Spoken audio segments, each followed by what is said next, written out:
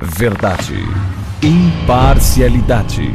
Começa agora o programa A Hora da Verdade. Apresentação Carlos Frederico Gomes. Olá, amigo assinante, estamos iniciando mais um programa A Hora da Verdade na sua TV+, canal 15 da Multiplay, e na sua TV Fortaleza, Litoral TV, né?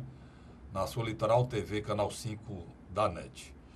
Eu, infelizmente, volto a fazer mais um programa na sua querida TV+, programa Hora da Verdade, com muita tristeza.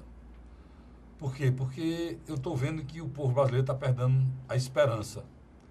E isso é muito ruim. Eu digo sempre que a expectativa pelo poder, ela é até mais forte e mais geradora de esperança do que o próprio poder. Muitas vezes pessoas estão na expectativa do poder, elas sonham com aquilo e têm um sentimento de felicidade.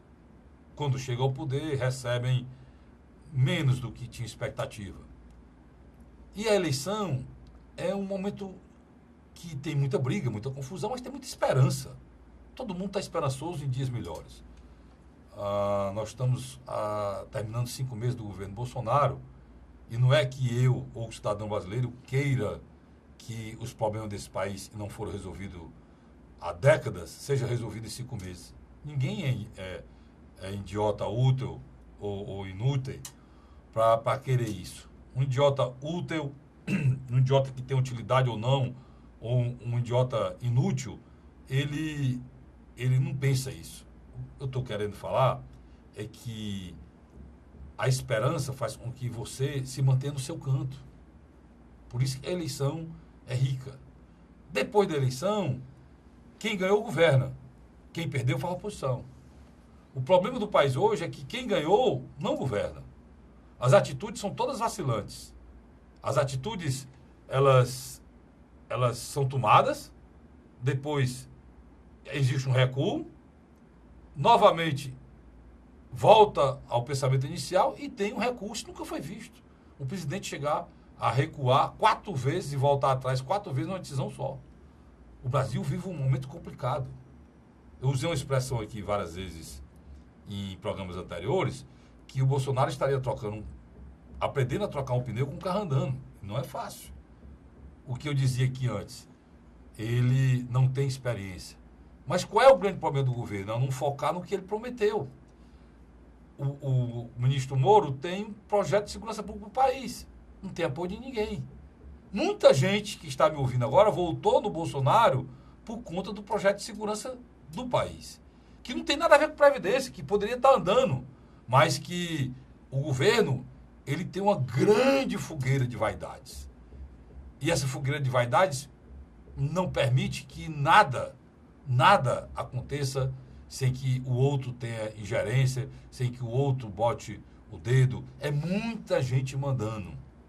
O presidente não tem a liderança necessária para dar o norte desse país. O grande problema é que o que está ocorrendo, toda a tragédia que está ocorrendo, tem solução. Mas o presidente precisa tomar alguma decisão. O episódio do Ministério da Educação ficou muito claro. Um imbecil inútil, né? Um idiota inútil, que é ministro da Educação, armou e explodiu uma bomba dentro do governo. Sem a mínima necessidade. Sem a mínima necessidade. E o presidente, em vez de estar no país, vai para os Estados Unidos, vai para o Texas, para a capital Dallas, e lá chama aos manifestantes de imbecis úteis.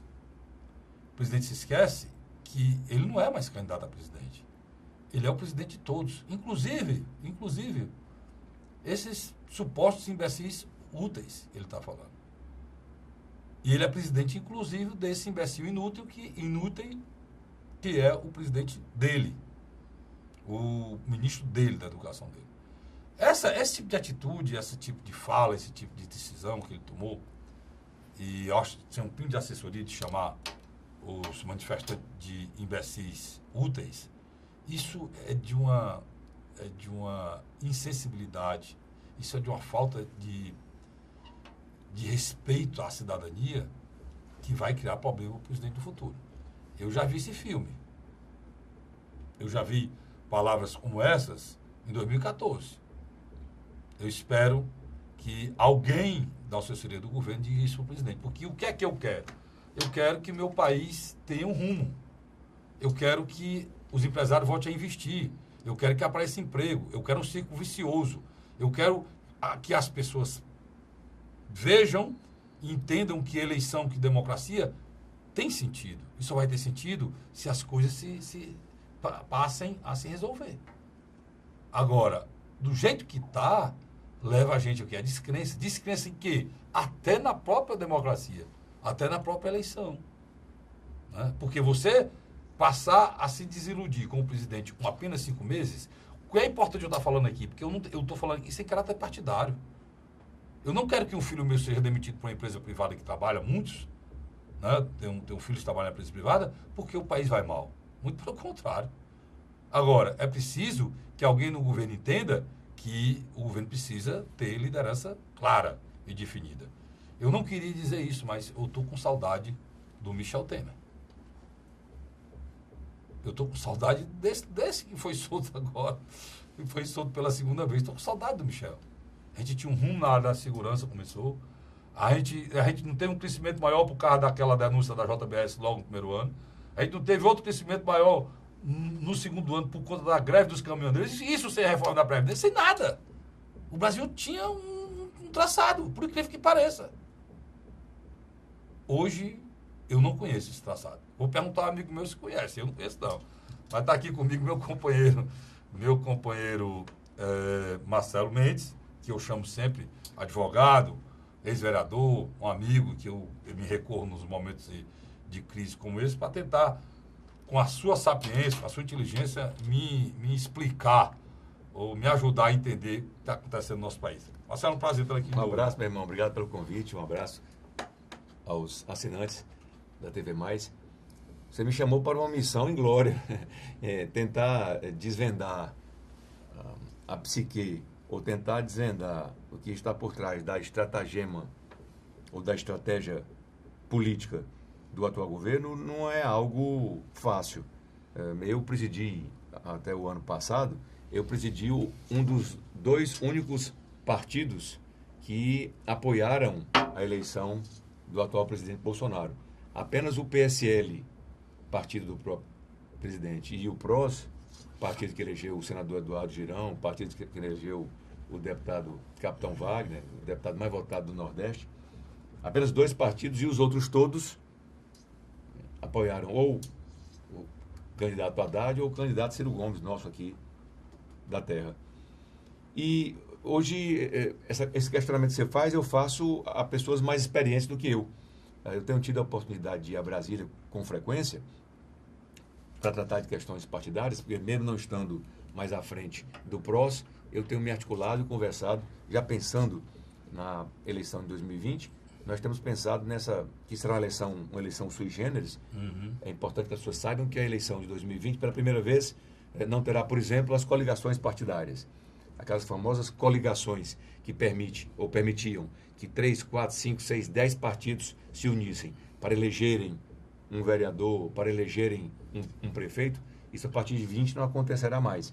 Então, os partidos serão fortalecidos. Os partidos sairão fortalecidos, que é o que eu sempre defendi, mesmo quando era vereador de Fortaleza e quando fui presidente do PTC, partido pelo qual me elegi. Então, a eleição do próximo ano terá certas nuances de diferença.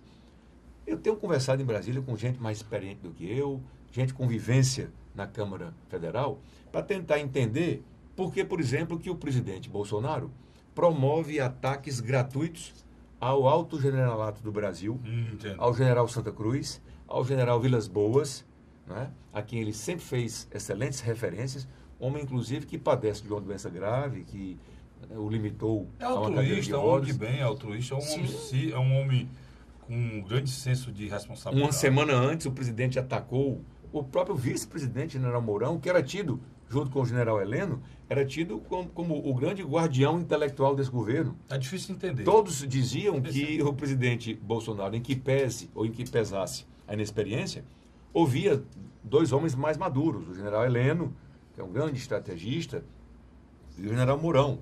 Nesses dois também, ele já, com muita virulência, com muita violência, bateu, atacou.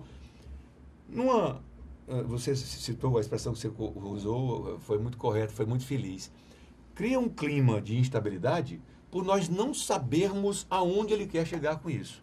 Ninguém consegue tirar uma radiografia. Mesmo os mais experientes não sabem por que o presidente, inclusive patrocinado, não há quem não acredite nisso, patrocinado, ou com ajuda e patrocinado por ele, dos filhos. Horrível isso. Porque quem tem a senha, isso é admitido por ele, desde a campanha, quem tem a senha a conta pessoal do Twitter, das redes sociais do presidente, ela é administrada... Isso é uma gravidade enorme. Gravidade. Pelo filho, vereador do Rio de Janeiro, Carlos. As pessoas, desculpa interromper, mas é muito importante que você tocou no assunto, Marcelo. As pessoas tornam menor esse fato, achando que não tem gravidade, mas isso é uma coisa muito grave. É o presidente da República, o filho que não tem nenhum voto, nem meu, nem seu, de ninguém, falando pelo presidente da República. Que diga-se de passagem, como você disse, ele não é mais candidato, ele já deveria ter adotado um outro discurso e ele não deveria mais nem usar os perfis pessoais que ele usava na campanha. Ele deveria usar o perfil institucional da presidência da República. Você lembrou agora um caso, você me lembrou o caso da Hillary. A Hillary teve um processo, ainda está respondendo o processo, porque usou um Twitter, ou foi um Facebook? Um e-mail. Um e-mail pessoal dela num assunto de Estado. Porque ela não era presidente da República, não. Ela é secretária de Estado, que é um cargo importantíssimo dos Estados Unidos. Mas só lembrando, mas presidente da República, irmão. Não é? Pode ele já não, mas esse fato que você relatou aí, Marcelo, é fundamental para a gente entender por que é que o Banco de Paris ontem disse que o Brasil vai crescer menos de 1% esse ano que vem. Ou seja, vamos crescer menos do que a gente cresceu com o Michel Temer. Com a crise e com a própria Dilma. Isso no próximo ano. Você sabe por quê? Por conta disso. Qual é o grau de confiança que o cara... Qual é, Marcelo? Tu que é empresário, mas qual é o grau de confiança que o cara vai botar dinheiro aqui com a zona dessa? Carlos Frederico, nós já perdemos, as pessoas não têm noção disso. Nós já perdemos 12,5% do mandato do presidente. Ele já perdeu um ano de mandato, é 25% do mandato. 2 anos de mandato são 50%, a metade do mandato. 75% no terceiro ano e no último ano nós teremos 100% do mandato. Nós estamos em maio e o presidente já gastou 12,5% do seu mandato. 12,5% do mandato. E olha que coisa curiosa, ele não se deu ainda nem ao trabalho de retirar dos órgãos públicos os gestores públicos da Dilma e do Temer. Em todo o Brasil, todos os gestores públicos de IBAMA, de FUNASA, de Banrisul, de BNB... Então vamos por aqui, do Ceará. Do Ceará. Saiu agora, começou a sair agora, foi não, eu não conheço nenhum nomeado. Não saiu não, falaram que ia sair, mas não saiu. Eu não conheço nenhum nomeado. Ou seja, nós estamos em maio e quem está tocando a gestão administrativa dos órgãos federais no Ceará são os indicados pelo Temer e pela Dilma e pelo PT. Tocando não, pastorando, né? Sim. Pastorando. Só estão puxando o dedo lá. Eu coincidentemente encontrei num supermercado um gestor de um órgão importante, o líder de um órgão importante federal do Ceará, e perguntei se estava tudo bem, como você está. Digo, estou lá, esperando a hora de sair. Olha, isso num país... com as necessidades gravíssimas. Relata aí. Estou lá esperando a hora de sair. Não diga nem o nome dele, não. Não, jamais cometeria. Eu jamais cometeria essa deselegância. Eu jamais cometeria. Agora, para que as pessoas tenham a compreensão de quão grave... Enquanto ele está lá esperando a hora de sair, a gente está se acabando. É verdade. Ele esperando a hora de sair, a gente se acabando. É verdade. Por exemplo, o cara que é diretor do DENIT. Dá um exemplo claro. Estou dizendo que ele e o DENIT. O cara que é diretor do DENIT. DENIT, Denox, o que for. DENIT, mas vamos para o DENIT para caracterizar bem o que eu estou querendo dizer. Se ele está esperando a hora de sair, as estradas estão se acabando mais ainda, enquanto ele espera a hora e depois de sair. que ele chegar, ele vai, e depois de receber orçamento, ele vai promover uma licitação, nós sabemos, você entende tudo de gestão pública, uma licitação... Inclusive, estavam mudando a lei aí, essa mudar a lei. E uma licitação... no mínimo 3 meses. No mínimo 3 meses. Dependendo do tamanho dela... Dando tudo certo. E dependendo sem do contestar, tamanho sem nada, né? 3 meses, né? E dependendo do tamanho dela, né, mais do que isso, e depois do resultado, os questionamentos judiciais dos perdedores. Então, nós estamos, na prática, com o primeiro ano de gestão, que é aquele primeiro ano onde a população está animada, como você disse. A expectativa. Os novos gestores todos, ministros, os novos gestores estão animados por fazer, por realizar, animados pela vitória, não só pela vitória, pelo sonho de mudar o país. Nós estamos com o primeiro ano extremamente comprometido. Você se lembra que há 3 meses atrás a gente estava empolgado com o discurso do Guedes. Verdade. O discurso do Guedes, ele rebolou a gente dentro do buraco. O buraco negro da desesperança dele. Ele foi para a Câmara segunda-feira se ajoelhar, pedir a liberação de um contingenciamento e admitir que o país estava quebrado. Mas nós já conversamos isso aqui. Buraco negro fiscal, né? Ele inventou lá, né? Só que a história, o buraco é mais embaixo, né? Agora, nós já comentamos isso aqui, e é bom renovar, porque nem todo mundo que assistiu a anterior assistiu essa. O governo erra na estratégia ao eleger a reforma da Previdência como a única coisa que o Brasil tem e precisa. A gente já viu esse filme. Já vimos esse filme. Lembra do Collor, a Bala de Prata? A Bala de Prata. e era mais medíocre ainda, era a caça dos marajás. E tinha a tal da Bala de Prata contra a inflação? Contra a inflação. Se nós acabássemos com os marajás, com quem ganhava acima de 30 mil, o Brasil tinha todos os problemas resolvidos. A mesma coisa. Nós não temos uma política para a saúde pública, não estamos discutindo. Nós não temos, como você disse aí, uma política para transportes. Coisa nenhuma. De material, de carga, de pessoas, transporte público. Educação, não temos discurso. Na educação nós temos. Na educação nós temos, infelizmente. E é absolutamente equivocada. Louca. Tocada e assumida por alguém que não tem a história de vida ligada à educação. Irmão, você sabe que eu tenho um grupo, né? Um grupo de WhatsApp. Eu tinha, né? Eu acabei. Mas eu acabei justamente por isso. No grupo de WhatsApp, eu colocava que o governo Bolsonaro estava puxando um formigueiro para os pés. Não era terra para os pés, não, era um formigueiro para os pés, quando tomou essa atitude de caçar as bruxas. O que está sendo feito é caçar as bruxas. Nós vamos cortar 30% das universidades, tem balbúrdia. A palavra do ministro é essa, balbúrdia. Eu tentei até me lembrar e me esqueci. Balbúrdia. O diabo é balbúrdia, macho. É uma conotação de um pensamento de perseguir as pessoas que têm um pensamento de esquerda. O ministro já foi comunista. Não sei que diabo é isso. Todas as vezes que você... Ainda bem que a gente não foi comunista nunca, né? Todas as vezes que são comunistas, vira de ultra-direita. A gente que tem... que não é preso a esses pensamentos atrasados, radicais, sectários e atrasados, ideológicos, malucos, atrasados, a gente nunca vai cometer essa sandice. É sandice mesmo. Mas o que acontece? O cara disse isso, meu irmão. E passou, aí ele diz, aí ontem ele saiu o ministro saiu com uma espetacular. Ele disse assim, não, nós só estamos cortando 3,5%, porque ninguém diz que é 90%, só é 10%.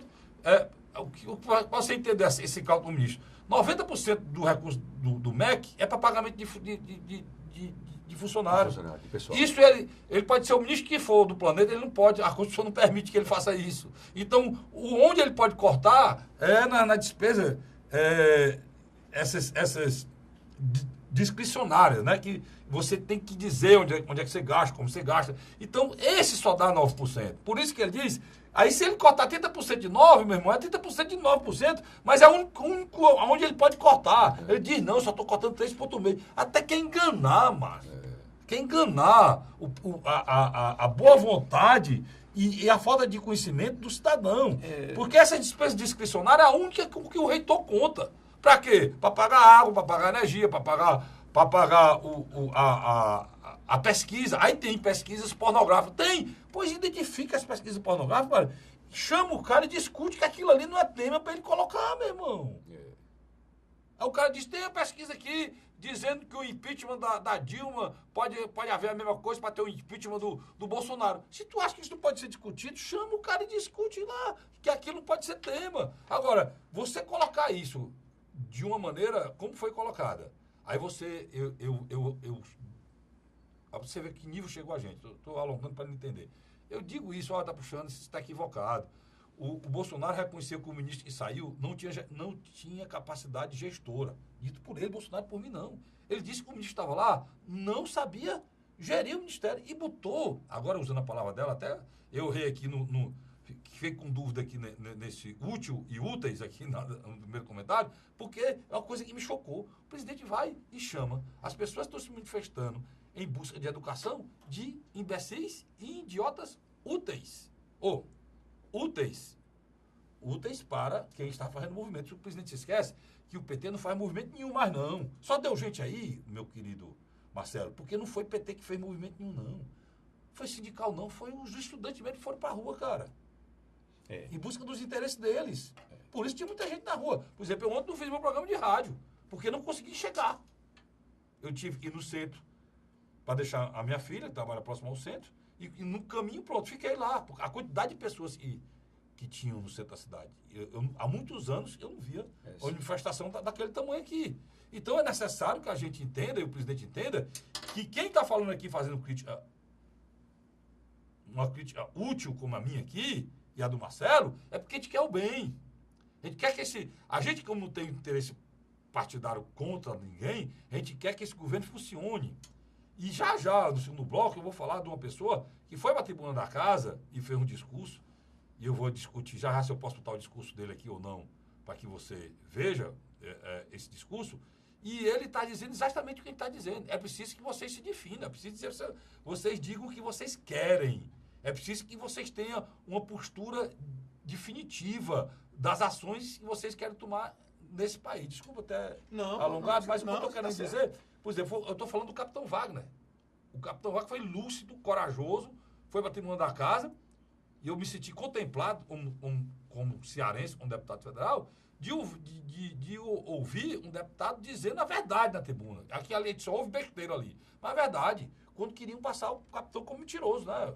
É verdade, é verdade. O presidente, para quem não teve a oportunidade de acompanhar, o presidente levou 12 lideranças partidárias, inclusive o líder do PROS, a uma reunião ontem, e na presença desses 12 deputados federais, fez uma ligação, ou teria feito uma ligação telefônica, porque depois se ventilou, inclusive, a possibilidade do presidente ter falseado a ligação.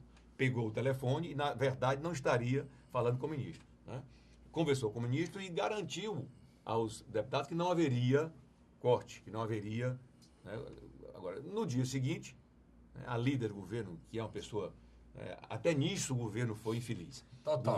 O governo escolheu... Pelo amor de Deus. Uma líder do Congresso. Uma líder no Congresso, Joyce Hausmann, a deputada federal mais votada de São Paulo, e parece que proporcionalmente a mais votada do Brasil.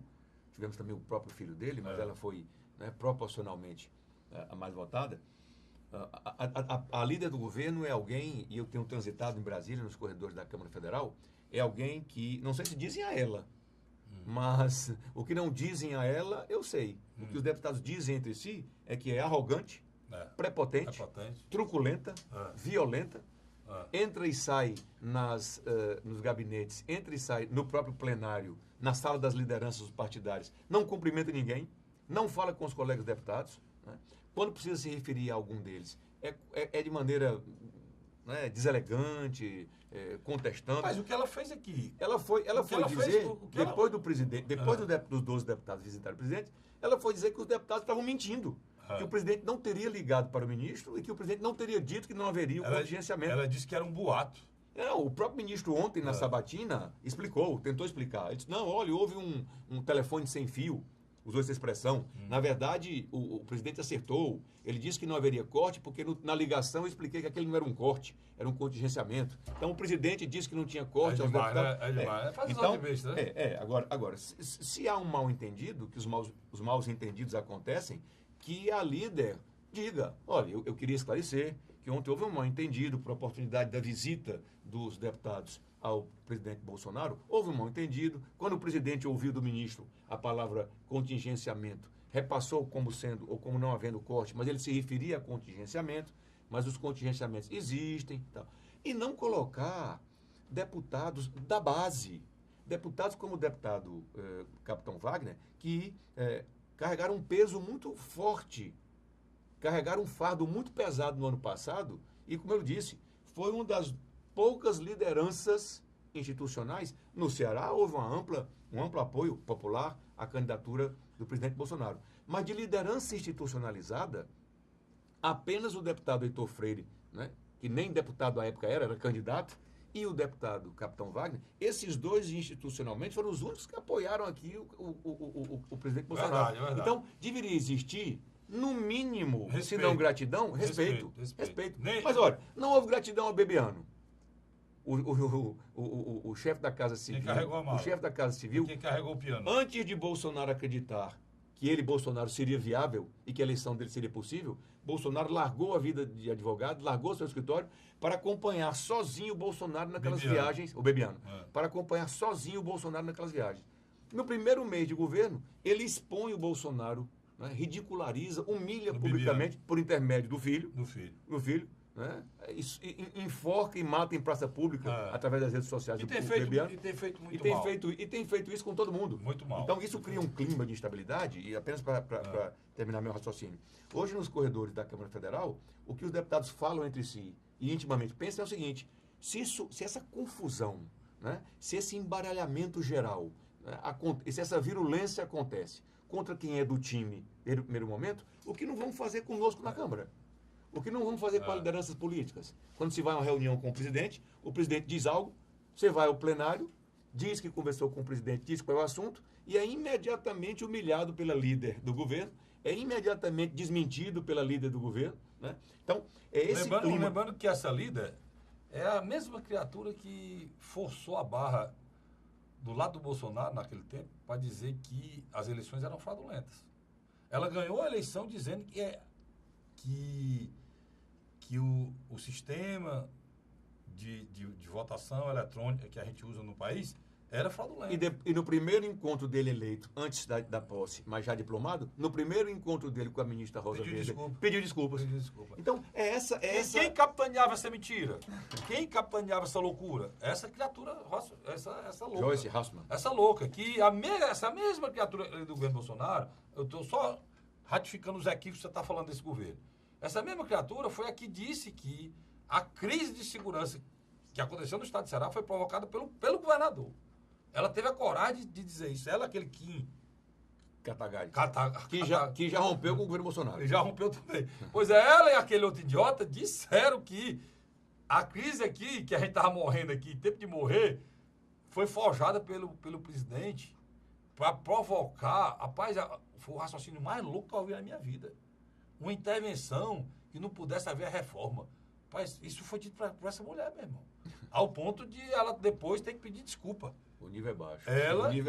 Ela e ele tiveram... O que nos preocupa é isso. O nível é muito baixo. Olha, aquela demonstração grosseira, primária, deselegante, que mesmo quem não gosta de política, não acompanha, se sentiu chocado.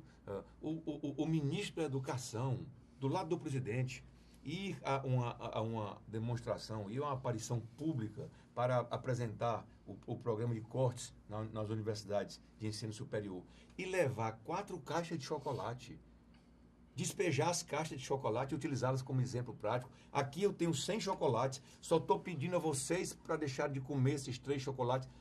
Isso é perfil, isso é eu não sei, é algo tão... Com essa lembrança do Marcelo, eu vou pedir o intervalo. Tão grosseiro, né, amigo? Eu vou pedir dá vergonha alheia. Desse ministro Cacau Show aqui. Vai a propaganda desse ministro Cacau Show, que é o que eu falei no início, até carreguei aqui no plural da palavra. Ele é presidente Bolsonaro. Aí a gente está tentando salvar. Vocês não estão vendo esse programa não, mas alguém seu pode ver. Liga para ele. Presidente, tire esses imbecis inúteis do seu governo. Né? O que o Marcelo falou aqui é imbecilidade. Tire esses imbecis inúteis do seu governo e ajude a gente a sobreviver. Faça isso, pelo amor de Deus, o mais rápido possível. Eu volto já, não sai daí não. A Hora da Verdade.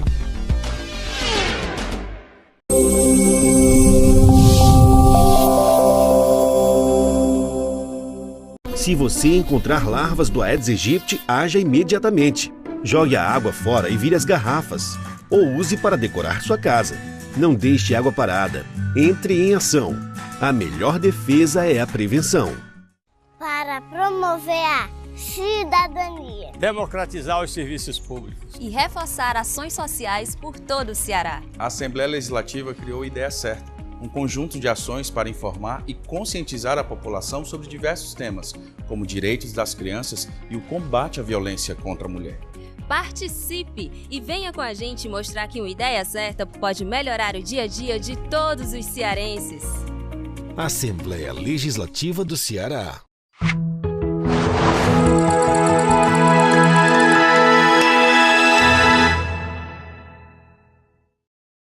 A Hora da Verdade. Estamos de volta com o segundo bloco e o último bloco do programa A Hora da Verdade. Tem muito assunto e esse nosso programa agora vai ser só 2 blocos.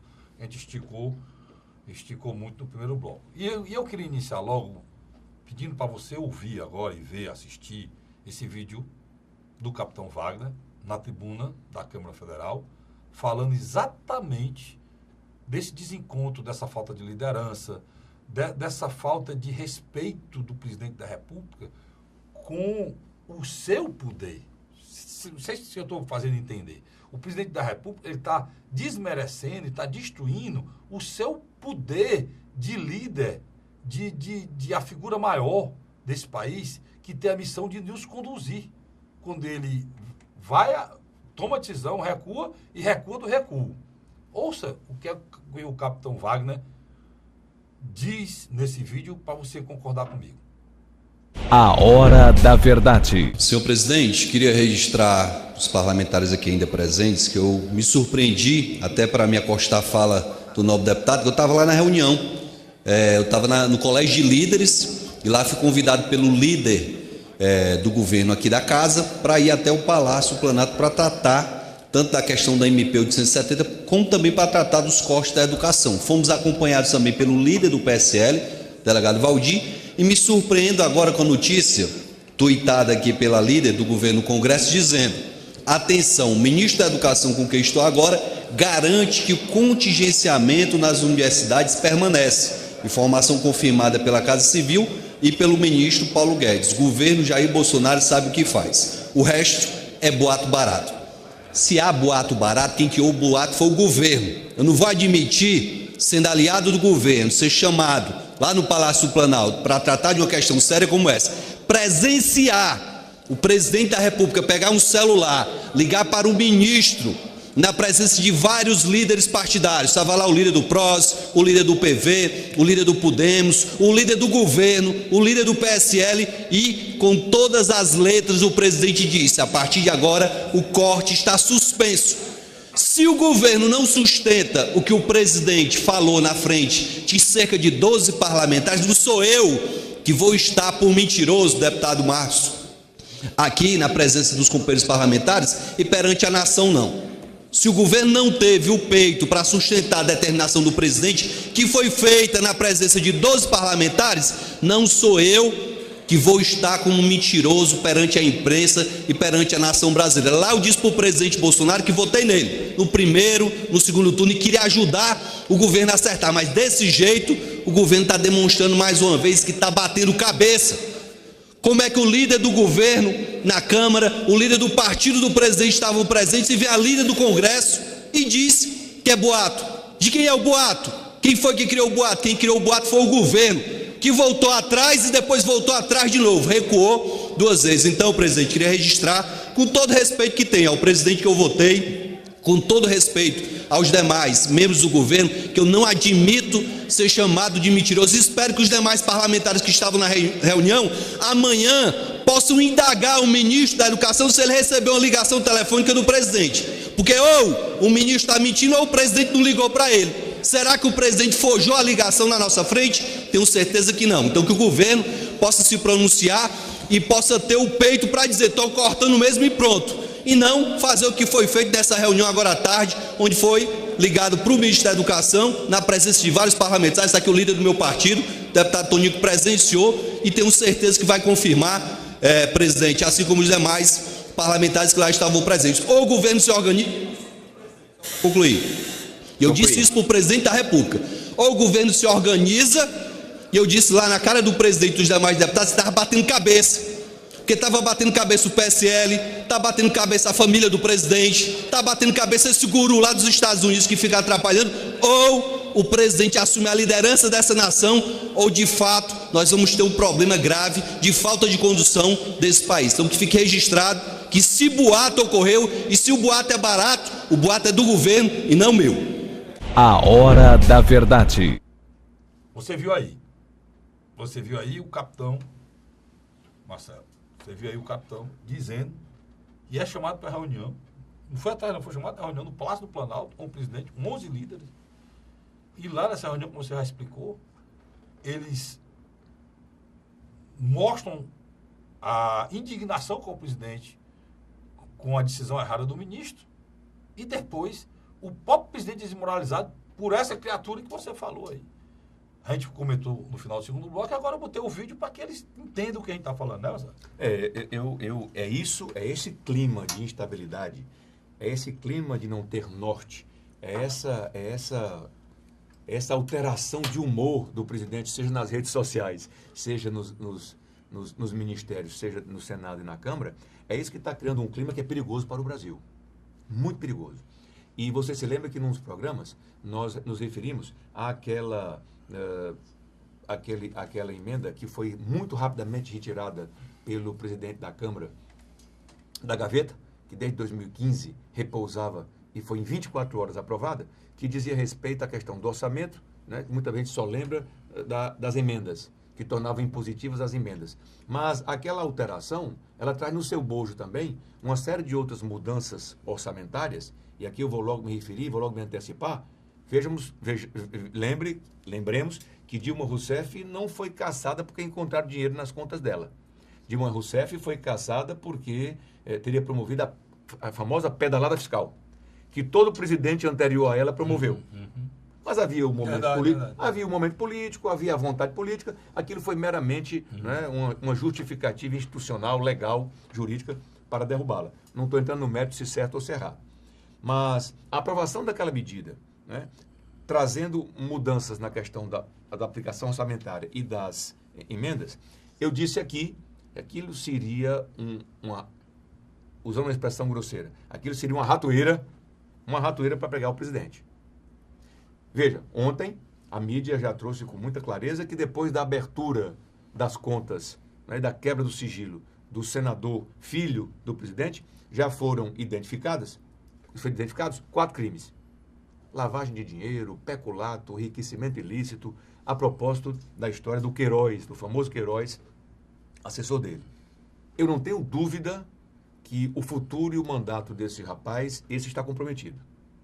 Do Flávio Bolsonaro. Claro. E não tenho dúvida também que o objeto da crítica não é o Flávio Bolsonaro. Porque nem na estratégia interna, no jogo de forças interno do Senado, ele representa muita coisa.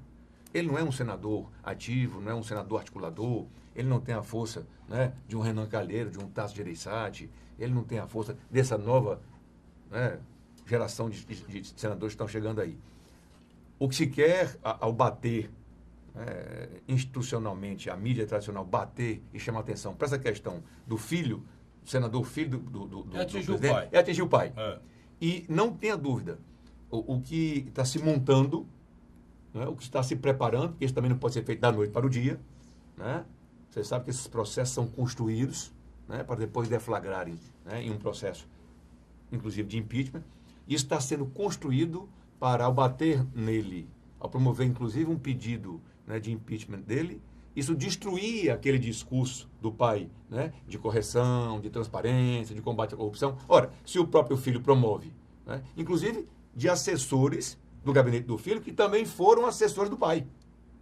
Há muitos assessores no gabinete de Flávio Bolsonaro que foram assessores no gabinete de Flávio já identificados. Já identificados. Então, não tenha dúvida, está se criando um clima no país perigoso, nocivo, preocupante, né? E é o que eu ouço em todos os lugares que eu vou em Brasília.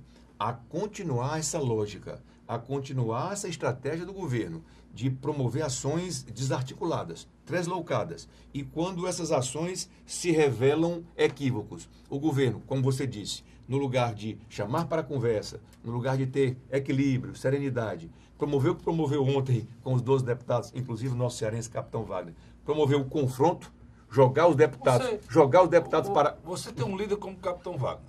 Desculpa interromper, mas você, em cima do que você falou, foi o cara que conduziu a campanha dele aqui. Né? O deputado federal mais votado do Nordeste. Pronto. E foi o cara que conduziu a campanha dele aqui. Você tem um cara desse do seu lado, você leva ele pro gabinete e o coloca contra você. Publicamente? Dizendo que ele mentiu? Porque uma criatura resolve lá, talvez foi aquela louca translocada, porque aquilo é uma louca, Joyce Hoffmann, uma pessoa que sai com uma notícia daquela caluniando um governador do estado. Porque eu até fiquei chateado com o governador Camilo, que é o governador do meu estado, que ele deveria ter processado. Sim. Deveria ter processado. Ele ameaçou processar. Mas não era para ter processado. Porque o que ela fez é de uma gravidade. Crime. Se o governador é capaz de forjar uma situação para tirar ganhos políticos disso, como ela disse, ela acusou o governador disso, cara. Sim, quer dizer, uma pessoa dessa é uma pessoa... Aí o presidente transforma aí uma criatura dessa numa líder do Congresso Nacional, dos assuntos do Congresso Nacional. Ou seja, ela é líder, não é líder da Câmara. Ela é deputada, mas é líder da Câmara e do Senado. A grande missão de um líder de governo é articular as forças internas na Câmara para que os deputados, além da escolha da presidência e relatoria das comissões e participação de deputados, ela é a voz da presidência da República dentro da Câmara. Ela é a ponte. Né? E toda ponte deve ser firme, confiável. Ninguém atravessa uma ponte que ameaça cair. Né? É verdade. Né? Então, além de experiência, coisa que ela não tem, né? De tranquilidade, que ela não tem. Ninguém tem. O líder da Câmara é um desastre. O tal de capitão o do Senado também, homem sem experiência. Então, assim, a figura e o perfil do líder de um governo deve ser alguém maduro, equilibrado, né? Que traga tranquilidade para o relacionamento que é naturalmente belicoso. O legislativo tem seus interesses, o executivo tem outros. Então, alguém que está no meio disso deve ser um articulador muito hábil, que leve, inclusive, a oposição para conversar com o governo, que permita que se crie um clima em que todos sentem à mesa. Quando o presidente coloca, né, como seu líder na Câmara Federal, um lutador de MMA, alguém que está dando supapo em todo mundo. Quer dizer, não precisa ser muito inteligente para imaginar que esses 12 deputados que ela ofendeu já não são mais simpáticos a ela, ou já não são mais simpáticos, inclusive ao próprio governo. Irmão, esse ministro foi convocado por 307 deputados. Ele não foi convidado. É bom que você explique convocado. Isso. Ele foi obrigado a ir. Ministro, se não fosse, seria preso. O ministro, quando ele é convidado, ele vai se quiser. Quando ele é convocado, ele tem que ir. Ou sai do cargo. Ele foi convocado pela Câmara por 307 deputados. Você sabe o que é 307 deputados? Mais um, está aprovada a reforma da Previdência. 308. Exatamente o quórum qualificado. Com 5 meses de governo. Que é quando um governo tem o maior prestígio. Ele teve 307 votos contra o governo, cara. O último ministro da Educação que teve lá e saiu do cargo. Foi o senador Cid Gomes. Verdade. Convocado. E foi lá e disse, você está sentado aí, você é um achacador. E ali foi um dos momentos que eu mais admirei o governador Cid Gomes, foi aquela atitude dele, sabia que aquela frase dele retiraria do Ministério, o maior orçamento da União, mas mesmo assim ele disse que era presidente, não tinha outra política. E a presidente que ele servia covardemente, o retirou do Ministério, quando não deveria ter retirado, né? Porque o Cunha foi quem fez o impeachment dela. Verdade. Aí eu estou só relembrando o fato para que você entenda. Qual é o erro do Bolsonaro? É não olhar para trás. É não olhar o que aconteceu agora, há poucos dias. Não adianta o Bolsonaro tá surfando, tá mergulhando nesse caldeirão de mentira e tentando se sair com frases de efeito, com outras mentiras, com respostas forjadas. Presidente, o senhor quer sair disso? Peça 1 minuto. 1 minuto, o senhor usou várias vezes, inclusive no dia do trabalho, de rede nacional. Tire os seus marqueteiros ao redor do senhor. Tire os marqueteiros ao redor do senhor. Bote uma câmera, como o senhor fazia sentado naquela mesa lá, com a Bíblia na mão. E o senhor fale a verdade o que está acontecendo. Diga que o senhor errou, que o seu filho está mexendo, e seu filho tem o CPF dele, que tem as atitudes dele, que o senhor não pode gerir, e o senhor está errado, não vai mais permitir que os seus filhos se metam no governo. Diga quem está do seu lado, quem não está. Fale do Centrão, que é uma verdade, que está tentando tirar coisa do governo e o senhor está relutando. E está conseguindo. Criaram 2 ministérios, né? Num movimento que é absolutamente, diametralmente oposto à promessa de campanha, que era cortar ministério. Já criou mais 2. Os das cidades e o da integração nacional, né? Diga que o senhor errou com essa política de caça às bruxas. Peça desculpa às pessoas que não votaram no senhor. Diga que o senhor é presidente de todos. Que o senhor tem que tomar uma atitude desse tipo. A Dilma foi por esse caminho do senhor. Como é que terminou? A Dilma se preocupou. A Dilma sacrificou uma pessoa dela, como o senhor sacrificou o Bibiano, né? Como você lembrou no início, você lembrou muito bem. A Dilma sacrificou o Cid Gomes, que era ligado a ela, deu até para salvar quem? Para enaltecer quem? O Cunha. E depois disso não tinha nada a ver. O que acontecia lá, daí perdeu o mandato. Então, o que eu estou querendo falar, o meu caro Marcelo, é que o presidente só tem uma saída. Eu cansei de falar, o PT, a Dilma, o Lula, eles têm partido. O presidente Bolsonaro não tem partido. Não tem partido. O PSL um dia desse nem existia. O Lula, a Dilma tem militante. Ele não tem militante. Ele tem pessoas que acreditaram que podiam mudar a vida deles com um homem que tivesse a coragem de enfrentar o quê? Os erros do país. Aí o presidente sim. Sabe o que ele fez agora? Ele vai entregar, cara. Ele disse que não faz a política tomar lá cá e vai entregar o BNB a quem? Ao Ciro Nogueira. Que é do... Senador do Piauí. Do qual partido? PP. PP. Rapaz, que é um senador que está mais envolvido e responde a mais processos, né? Não só na Lava Jato, do que todos os outros que já foram presos. Aí como é que você, que é o cara que está do lado do Moro, o Moro está do seu lado, vai entregar o BNB para indicar um senador desse? Não, cara, qualquer um do PP, menos esse rapaz, né? Aí você tem, pronto, eu vou dar um exemplo, você tem aqui o PROS com o capitão Wagner, que é um homem sério, que está do lado dele, combativo e tal, não tem nada contra ele, tem nenhum processo. Chegou agora no Congresso, está lá sendo destatado. Aí o Ciro Nogueira, você não entende isso, eu não consigo entender. Os generais, que é o esteio, né, como você colocou muito bem, desse governo, os militares, por que votaram no Bolsonaro? Porque, por causa dos olhos do Bolsonaro é feio, negada. Votar no Bolsonaro, porque por trás do Bolsonaro tinha uma estrutura de homens de bem, homens sérios. Muitos deles estão aonde? Que da Bolsonaro estão no Exército, na Aeronáutica. Agora me permite. E na Marinha Brasileira. E hoje estão sendo destatados. É dizer, eu não consigo entender. Eu, sinceramente, meu chefe, ninguém. Eu sou um cara que eu tenho um tempo acompanhando isso, você sabe, a minha vida quase toda, mas eu não consigo entender qual é o plano. Eu estou até preocupado. Vocês querem provocar uma convulsão social para que depois daí haja uma tomada do poder? Porque vocês já estão com o poder. Vocês vão tomar o poder.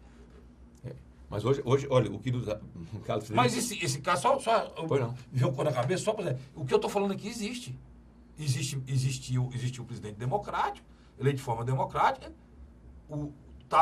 passou a ser questionado, fechou o Congresso, aqui nesse país, e teve um governo de 15 anos. Getúlio Vargas. Né? Sim. Que é o Estado Novo, né? O próprio episódio de Jânio. Jânio tentou, né, simulou uma renúncia, né, para se fortalecer e voltar mais forte. Chamado, mas não deu certo. Não deu certo. Então, eu não sei o que está acontecendo. Eu, por exemplo, fico preocupado quando eu não consigo fazer leitura.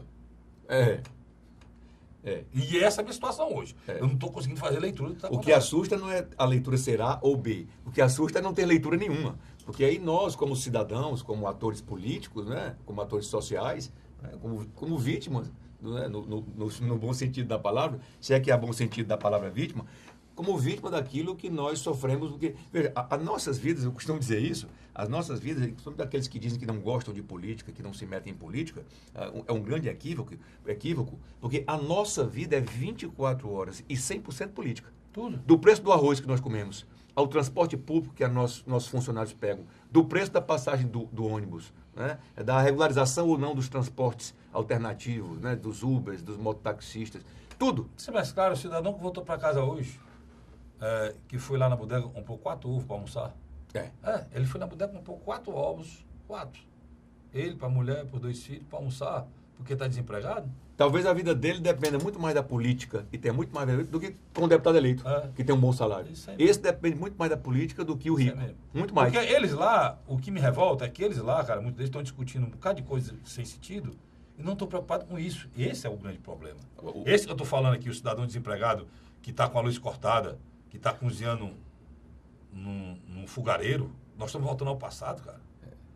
E que achava que com a chegada de Bolsonaro tudo se resolveria, porque o grande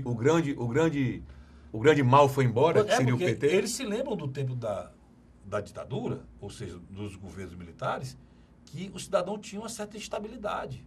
E votaram no Bolsonaro querendo que o tempo voltasse atrás. Agora, há um componente que eu gostaria de lembrar, algo assustador, e veja, o que nós estamos comentando aqui, nós estamos nos referindo, nós estamos sendo fáticos.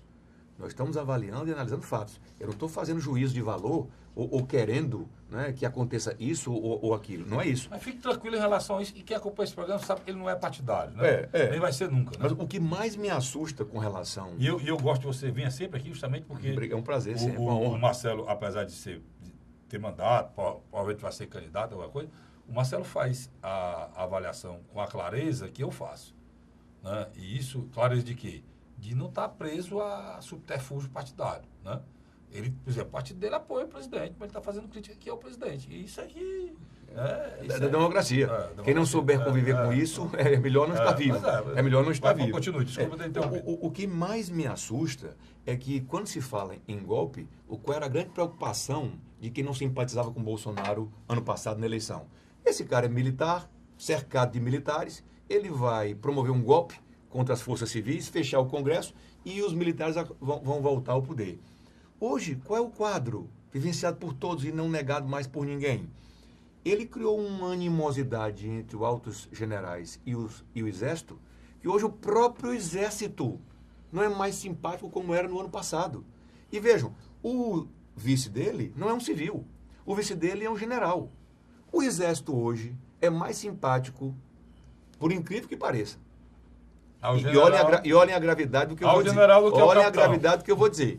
Hoje, interessa muito mais ao Exército Brasileiro. E o Exército Brasileiro, apesar de estar calado e com a seriedade que tem, é uma instituição, não é, da maior respeitabilidade, não vai se pronunciar publicamente a respeito disso. Mas intimamente, na caserna, hoje, se Bolsonaro se afastasse do poder, os generais não achariam e o Exército não acharia ruim. Porque quem assume não é civil. Quem assume é um general igual a eles. Por esse motivo é que Carlos Bolsonaro endoidou, né? Endoidou. Mas promover ataques contra o vice-presidente ele vive fazendo isso já com a conjectura na cabeça dele, as ilações que ele faz na cabeça dele, desde o início do governo. O que é que ele promoveu?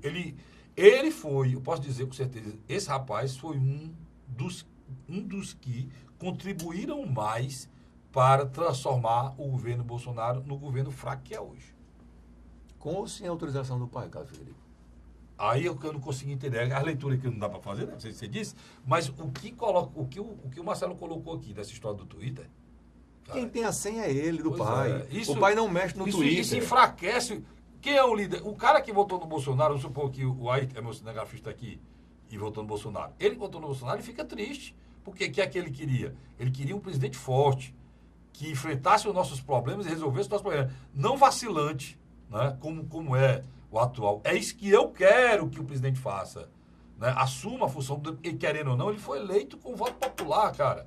E se a gente destrói, se a gente desgasta, se a gente desqualifica, se a gente degenera, fragiliza o presidente da República, nós estamos fragilizando junto a nossa democracia, que aí sim, eu brigo por ela. Tá certo? Isso me preocupa, porque eu quero... É a minha profissão. Se essa democracia acabar, fechou o plim-plim, meu irmão. Eu não vou estar mais falando disso aqui, não. Vai estar eu e o Marcelo aqui falando de futebol. Porque se eu falar metade do que eu falo aqui numa ditadura, eu já estou na porta da frente com 2 tabefes amarrados atrás da mão. Estão me descansando na 10ª região militar. Estão me descendo daqui da escada aqui igual um bacurim, amarrado pelos pés e pelas mãos. Esse é um fato, cara. Isso é um fato. Então, a gente que é democrata, a gente fica muito triste com o que está acontecendo. Não tem ninguém se regozijando com essa situação que a gente vive no país hoje, não. Só os imbecis inúteis. De novo, presidente. A frase que só os imbecis inúteis que fazem isso, né? A gente tem que lutar para que isso dê certo, cara. Porque eu vi uma frase do idiota do pessoal. Não, idiota do pessoal não. Aquele Paulinho da Força. Vamos votar uma reforma que não permita que o Bolsonaro seja reeleito. Meu irmão. Por favor.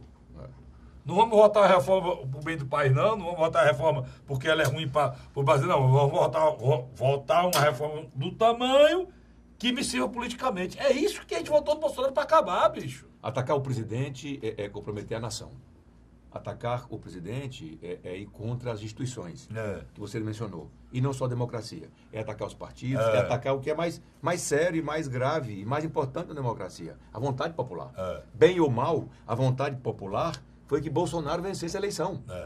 Isso deve ser, se esse jogo for mudado, se essa regra for mudada no meio do jogo, isso é ruim para nós todos. Então, o presidente Bolsonaro... Terminar o mandato. Terminar o mandato dele. Claro, acabar com esse negócio. Claro. É impeachment de cola, é impeachment... Mas daqui a pouco ninguém governa mais. Nós vamos virar o que já acusam a gente de ser.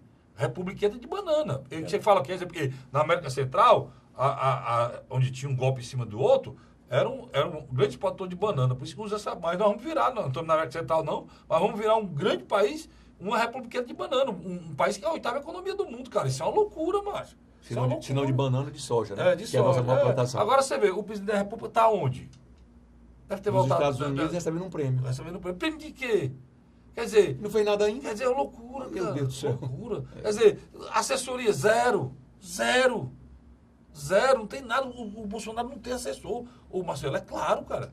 Tem prefeito do interior, tem assessoria 100 vezes melhor do que a do Bolsonaro. Basta ver você ver um discurso do Bolsonaro. A gente faz televisão, um discurso do Bolsonaro oficial, é triste, bicho. É triste. Porque o Bolsonaro não é aquele cara para falar engessado que fica horrível. É melhor que ele fale um texto menor do pensamento dele, que ele passe alguma coisa para a população. Mas eu não sei o que vai ser pior, viu? A assessoria... Carlos Frederico, você deixava à vontade. É ruim de todas as maneiras. Eu não sei o que é pior. Se é fazer com que ele leia algo e fique essa coisa engessada que nós todos sentimos, né? E a gente sente, ou se é deixar que ele fale de improviso. Não, mas é porque se ele falar de improviso, meu irmão... Mas quem faz a assessoria dele sabe que ele pode falar solto sem ser de improviso. Ele tem um texto, né? Ele não precisa ler no teleponto aqui, né? Não precisa ler como ele está fazendo lá, não precisa ler um texto. Ele vê o texto, ele entende o que pode ser dito e formula em cima desse texto o pensamento. É isso. Sem sair do que... Eu acho que ele não consegue. Sem sair... Eu acho que ele não consegue. Existe um vício, no bom sentido da palavra, né? O raciocínio, a forma de responder, de replicar do presidente, ela foi construída ao lado de 28 anos de mandato de deputado de oposição. Então, essa réplica, essa tréplica, a maneira dele raciocinar, é aquilo que você disse no começo, ele ainda não é o presidente da República. Não é. Ele continua o candidato. Ele continua o deputado. E alguém teria que dizer, presidente, o candidato está ali. O senhor é presidente de todos, tá? Inclusive desses que estão na rua. Inclusive dos idiotas. Dos idiotas úteis que ele falou. O frase de efeito usada muito parecida no tempo da Dilma. Você lembra? Quando começou aquilo ali em 2014, mesma coisa. Black box, né? Mesma coisa errada. Fizeram a visão errada. Vocês estão olhando para... Vocês estão vendo o galo cantar e não sabe aonde. Nesse ovo aí não tem cabelo não, pessoal. A questão não é essa. A questão... Essa oposição aí não é eles que estão fazendo, não. Vocês que estão construindo essa oposição. Esse é o grande problema aqui. Não, esse governo não precisa de oposição. Não precisa, ele constrói. Não precisa de oposição. Ele constrói. Eu digo sempre, Marcelo, que um presidente da República, ele amanhece o dia, tem 10 bombinhas armadas para ele desarmar. E é assim. Quem já foi governador sabe, quem foi prefeito sabe, quem presidente da República, muito mais, né? O presidente Bolsonaro, ele vê as 10 e ele consegue armar mais 10, mais. Então, é muito difícil a situação dele. E eu estou preocupado, onde as leituras, assim, eu fico acompanhando, eu não estou conseguindo ler. Cadê a Marina. Cadê o PT que não fala nada? Cadê o Ciro, Márcio? De fato, uma boa lembrança. Estranho, né? Olha, nesses 10 dias houve pano pra manga pra falar. Pra mim falar aqui, eu faço um programa desse aqui sozinho, 5 vezes, como que fala. E ainda me esqueço de coisa que é preciso ser dita. Cadê o Ciro? Sempre tão ativo, sempre tão eloquente, sempre tão... Mas você sabe por que é? É o que o Ciro sabe mais coisas que está acontecendo do que eu e você. Talvez preocupado com a nação. E talvez a coisa seja mais grave do que a gente está discutindo aqui hoje. Talvez haja da parte dele, o silêncio dele talvez não tenha sido bem interpretado. Talvez o silêncio dele seja em virtude e em função do bem da nação. Porque talvez se ele hoje falasse, ou se ele hoje começasse a criticar, isso criaria um ambiente tão mais ruim, tão pior do que é, que ele está preferindo manter o equilíbrio. A última palavra do Ciro... Coisa muito difícil para ele. Pois é. Ele tá conseguindo manter a paz, né, a tranquilidade, para não criar e não entornar este caldo, não engrossar este caldo, mais apimentado do que ele já é. Marcelo fez a leitura, mesma coisa, você não conversou comigo sobre isso, mesmo pensamento que eu estou tendo. Mas eu estou estranhando o silêncio do Ciro. Falou, a última palavra que ele deu foi sobre o Lula. Que Lula aí? Lula. Não mais fala de Lula. Mas eu falou sobre o Lula. A última palavra dele foi sobre o Lula. Quer dizer, eu estou achando, por exemplo, eu posso lembrar para vocês que o Ciro salvou o Lula do impeachment. Dito por ele, né? Foi um dos caras que estavam lá, 5 caras estavam lá no impeachment do Lula, o Ciro era um deles que salvou. Né? Eu não sei a que ponto está essa crise no Palácio do Planalto. O meu companheiro Marcelo já me disse o ânimo dos deputados, já me preocupou. Ele é ruim. Já me preocupou. Porque se ele está falando de pessoas que supostamente seriam da base, nesse pensamento, né? Hoje Carlos Federico, apenas para encerrar, hoje o maior descontentamento, hoje o clima mais pesado, hoje o presidente Bolsonaro, a maior oposição que existe ao presidente Bolsonaro hoje é dentro do PSL, partido dele. Isso não é ainda... também, talvez, por responsabilidade dos deputados. Talvez haja isso. Uma fogueira de vaidade infernal. Eles são muito ingênuos, eles são muito imaturos. Está acontecendo... Eles são despreparados. Aproveitar, só tenho 3 minutos ali, eu quero aproveitar para ouvir. O que está acontecendo com as pessoas que votaram no Bolsonaro no estado do Ceará? O PSL do Ceará foi matéria, 2 páginas de jornais, conflito entre o deputado federal e o deputado estadual eleito. No partido só tem 2. 3, 3, né? 3, é o PSL? 2. Um federal estadual. Disse que o André, na verdade, 2. 2 estaduais, porque o delegado Cavalcante, o André, estão em conflito com o Freire. Todo mundo quer ser candidato a prefeito. Olha. E aí pessoas novas chegaram no poder agora e não sei qual é o tipo de pensamento deles, né? Eu pensei que essas pessoas naturalmente apoiariam o capitão Wagner, que foi o último candidato que perdeu a eleição por muito pouco. E tem toda a chance de ser prefeito de Fortaleza. Mas eles estão se utilizando de um discurso institucional, já preparando essa ruptura, e dizer que o fato do Wagner estar criticando, quando precisa ser criticado, o presidente, e o fato do Wagner não estar 100% ajoelhado, acatando tudo que sai desse governo, é uma demonstração do Wagner que o Wagner traiu, né? O Wagner foi colocado de lado. Sim. A estratégia deles é essa. Quer dizer que se você critica Bolsonaro, então você não pode ser o candidato do PSL. Porque quem é Bolsonaro mesmo que a crítica seja verdadeira, mesmo que seja a crítica ainda tem um agravante. Além de você ser Bolsonaro, você tem que concordar com as idiotices do Olavo de Carvalho. Esse aí é um completo... Esse sim é um criminoso da nação. É um criminoso da nação. O que me faz estranhar, por isso que eu não consigo fazer a leitura, é o presidente da República fazer aquele elogio que fez o Olavo de Carvalho. Mas eu tiro por mente que, segundo Marcelo, não é ele, né? É o imbecil do filho dele, né? O Carlos Bolsonaro, que faz aquele elogio ao Olavo de Carvalho. Que as pessoas faziam crítica ao Ciro e falavam palavrão, aquele rapaz ele não consegue dizer 10 palavras e 8 não seja palavrão. Palavrões grosseiros, né? E grosseiros. Inclusive, atingindo pessoas como o general Vilas Boas, que é uma reserva moral desse país, né? E que está doente, né? Está doente. Não, e falou da doença, disse que, ele disse que os generais estavam se escondendo atrás da cadeira de roda do general Vilas Boas. Meu irmão, isso o cara lá da Além de Virgínia... tudo, desumano, né? E o cara lá na Virgínia, né, Marcelo? Desumano, deselegante. Fora do nosso país, sem saber a nossa realidade, né? Rapaz, é tanta coisa, daria outro programa, né? E com o Marcelo ainda que vai lembrando coisas importantes que foram ditas aqui pelo Marcelo, aí que daria mais outro programa mesmo. Mas nós vamos continuar acompanhando. O momento não é fácil para ninguém. Nós estamos numa crise econômica violenta e as grandes crises políticas, todas elas vêm depois de uma grande crise econômica. Esse é meu medo. Verdade. Um abraço, obrigado pelo convite, Marcelo, irmão. obrigado, Um abraço aos irmão. assinantes. Um abraço aos assinantes. Eu volto na próxima semana, se Deus quiser, com o programa Hora da Verdade. Vocês fiquem com Deus. Obrigado pela audiência e até lá. Muito obrigado. A Hora da Verdade. Se você encontrar larvas do Aedes aegypti, haja imediatamente. Jogue a água fora e vire as garrafas. Ou use para decorar sua casa. Não deixe água parada. Entre em ação. A melhor defesa é a prevenção. Para promover a cidadania, Democratizar os serviços públicos. E reforçar ações sociais por todo o Ceará. A Assembleia Legislativa criou a Ideia Certa, um conjunto de ações para informar e conscientizar a população sobre diversos temas, como direitos das crianças e o combate à violência contra a mulher. Participe e venha com a gente mostrar que uma ideia certa pode melhorar o dia a dia de todos os cearenses. Assembleia Legislativa do Ceará.